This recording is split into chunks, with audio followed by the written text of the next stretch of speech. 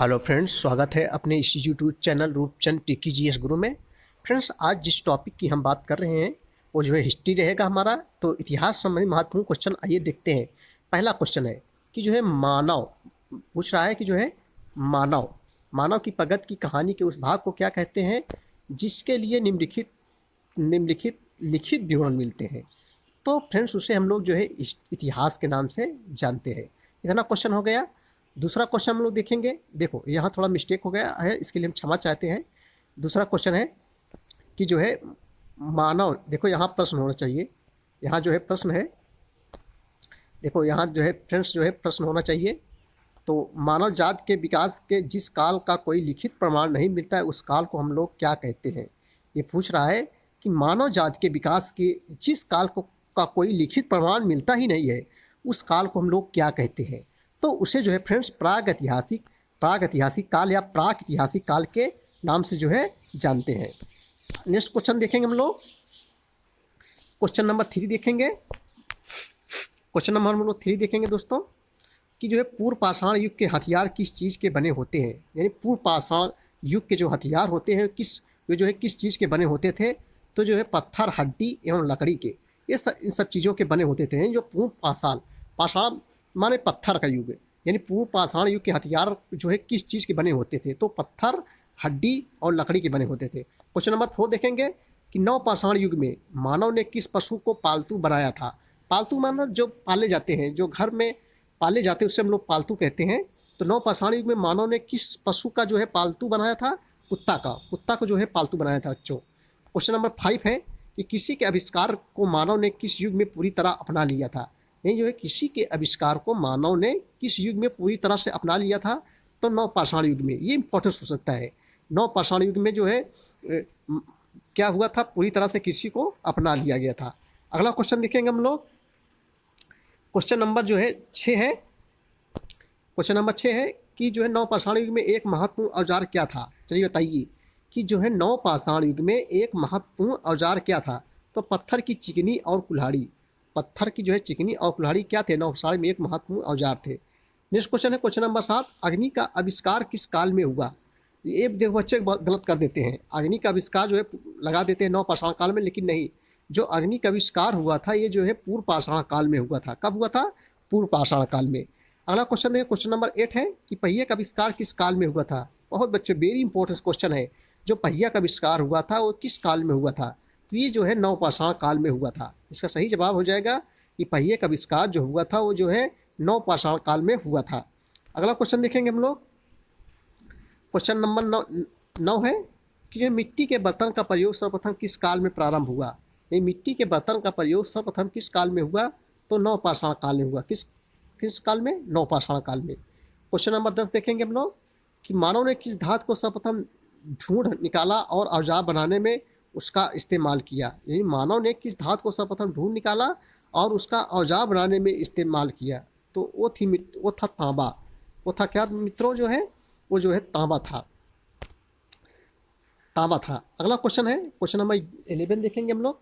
भारत की प्रथम सभ्यता कौन सी है। कि जो भारत की प्रथम सभ्यता कौन सी है। तो भारत की प्रथम सभ्यता जो है सिंधु घाटी की सभ्यता, जिसको हम लोग हड़प्पा के नाम से भी जानते हैं। क्वेश्चन नंबर 12 है दोस्तों कि जो है सिंधु घाटी सभ्यता की खोज किसने और कब की थी। मोस्ट इंपॉर्टेंट क्वेश्चन है। जो सिंधु घाटी सभ्यता थी इसकी खोज जो है एक ब्रिटिश अधिकारी था। ब्रिटिश बोले तो अंग्रेज, सर जॉन मार्शल के नेतृत्व में, यानी जो है जॉन मार्शल के नेतृत्व में, उनकी अगुवाई में, सर जॉन मार्शल की अगुवाई में बाबू दयाराम साहनी और श्री राखालदास बनर्जी द्वारा जो है 1922 में और 1921 में जो है सिंधु घाटी सभ्यता की जो है खुदाई हुई थी। नेक्स्ट क्वेश्चन देखेंगे हम लोग। अगला क्वेश्चन है कि सिंधु घाटी सभ्यता को वर्तमान में क्या कहा जाता है। यही जो है सिंधु घाटी सभ्यता को वर्तमान में क्या कहा जाता है। तो सिंधु घाटी सभ्यता को वर्तमान में हड़प्पा सभ्यता के नाम से जानते हैं। नेक्स्ट क्वेश्चन है कि सिंधु घाटी सभ्यता का काल कब से कब तक माना जाता है। सिंधु घाटी सभ्यता का काल जो है कब से कब तक माना जाता है। तो डॉक्टर B.A. स्मिथ के अनुसार 2500 ईसा पूर्व से 1500 ईसा पूर्व तक माना जाता है। ये सिंधु घाटी सभ्यता का जो कार्यकाल है 2500 से 1500 ईसा पूर्व तक माना जाता है। अगला क्वेश्चन है क्वेश्चन नंबर 15 कि सिंधु घाटी सभ्यता को क्या कहा जाता है। तो सिंधु घाटी सभ्यता फ्रेंड्स एक नगरीय सभ्यता थी। एक जो है नगरीय सभ्यता थी। नेक्स्ट क्वेश्चन देखेंगे हम लोग, क्वेश्चन नंबर 16 की ओर हम लोग चलेंगे कि जो है सिंधु घाटी सभ्यता किन नदियों के किनारे विकसित हुई थी। पूछ रहा है कि सिंधु घाटी सभ्यता जो है किन नदियों के किनारे विकसित हुई थी। तो सिंधु व उसकी सहायक नदियों के किनारे जो है विकसित हुई थी। सिंधु और उसकी जो सहायक नदियाँ थी उसके जो है किनारे विकसित हुई थी। नेक्स्ट क्वेश्चन 17 देखेंगे हम लोग, हड़प्पा नगर किस नदी के किनारे स्थित है, स्थित था। हड़प्पा नगर जो है किस नदी के किनारे स्थित था, तो जो रावी नदी के किनारे स्थित था। किस नदी के, रावी नदी के। अगला क्वेश्चन, क्वेश्चन नंबर 18 देखेंगे, हड़प्पा कहाँ स्थित है मित्रों। जो हड़प्पा है जो है पाकिस्तान में स्थित है।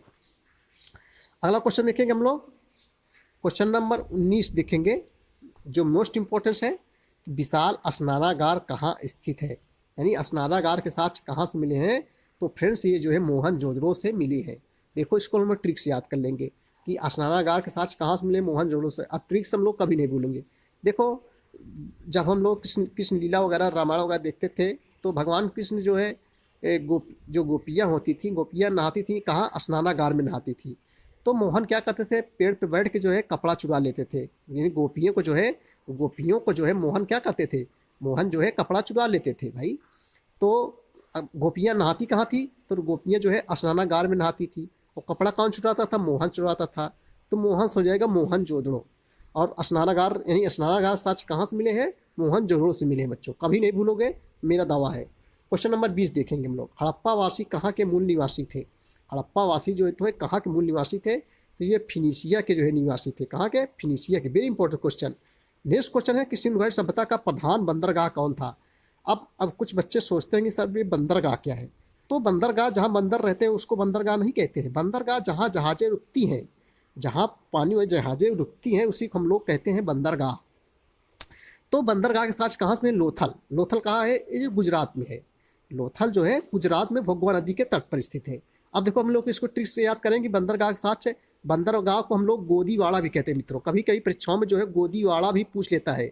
क्या पूछ लेता है, गोदीवाड़ा। तो गोदीवाड़ा कहो चाहे बंदरगाह कहो। अब देखो ट्रिक्स कैसे याद करेंगे, जब जहाज़ें रुकती हैं, मतलब अपने गंतव्य स्थान जैसे पहुँच रही हैं, क्या हो जाती है फ्रेंड्स, जो है लो हो जाती है। भाई जहाज़ें रुकना है, मान लीजिए अपने स्थान पहुँचना है तो लो हो जाती है। तो लॉस हो जाए क्या, लॉस हो जाएगा लोथल।